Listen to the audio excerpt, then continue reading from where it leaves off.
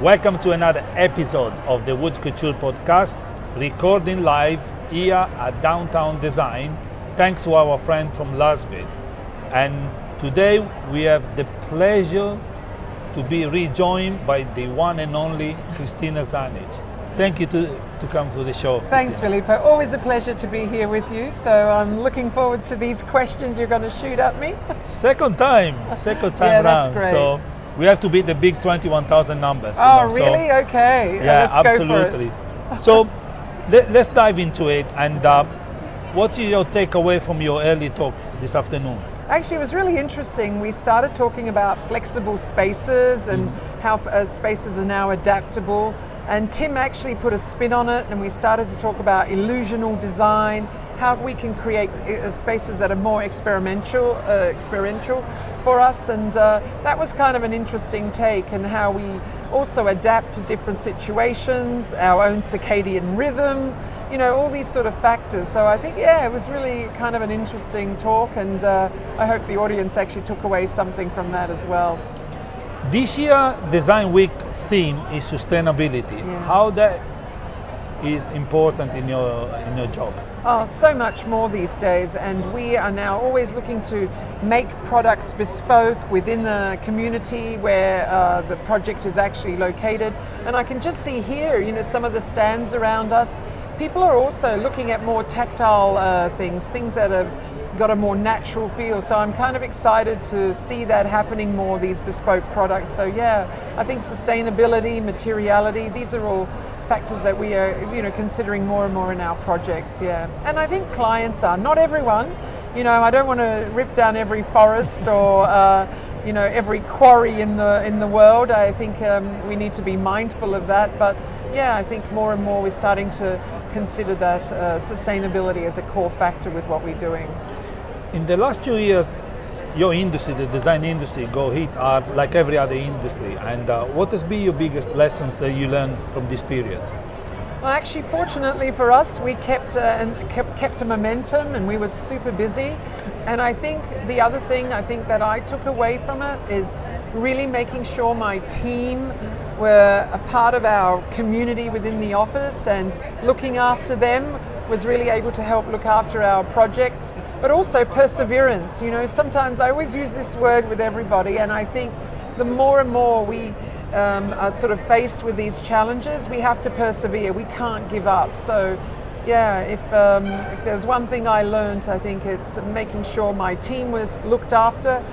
We were all in it together, and we just persevered to ensure that we were able to deliver our projects and, you know, hopefully win new projects during that course of that year. So we were very fortunate in that. Thanks God you had a brilliant time. I think you are the first one that came and said, you know what, hey, we had a brilliant time, fantastic. Lots of the big minds are saying that we're living in a moment of the new normal, and people are changing their behavior towards work, life, and the way they socialize. How important is lighting in that context? Oh wow, you know, I just did a talk with someone actually to discuss lighting, because lighting is can create a different emotion, and how we actually use that lighting for different spaces actually becomes a really important factor in our design. So lighting is important more than actually sometimes the interior, because it can actually set a mood, set a scene, really creates that emotion of what we're trying to experience in that space. So yeah, lighting for me is actually probably number one in the list, more than furniture, sorry to say, but yeah, that's what I would say. Yeah. We always forgive Kristina. We forgive you for that. But talking about our host, Lasvit, what's the added value? Actually, their added value is, for me, their creativity. They're able to turn around a lot of different designs when we're trying to create bespoke solutions for various projects.